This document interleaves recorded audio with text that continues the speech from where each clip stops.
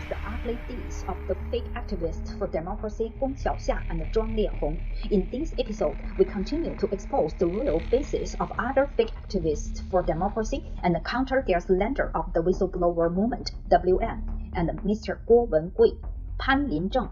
Pan Linzheng was also a supporter of the WM previously, when he launched a deceptive fundraising in the name of rescuing Hong Kong and defaming the brave young Hong Kong protesters who oppose the totalitarian Chinese Communist Party. The WM immediately called off the fundraising and kicked him out of the WM's ranks. After that, Pan was standing in opposition to the WM and stalking false accusations against the WM through various media platforms.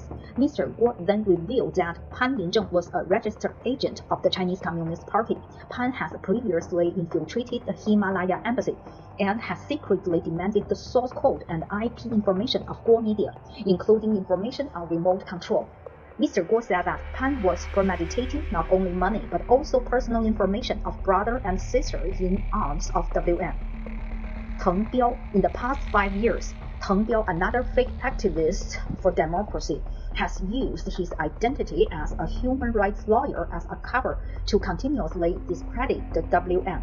On August 10, 2017, Teng Biao published a tweet smearing Mr. Guo Wengui as a senior Chinese Communist Party spy and disinforming Mr. Guo about commit incest in an interview by HBO Voice in 2021.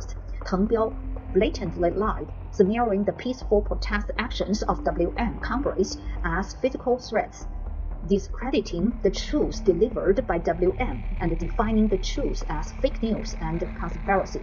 Mr. Guo already said as early as August 24, 2017, that he did not know Teng Biao.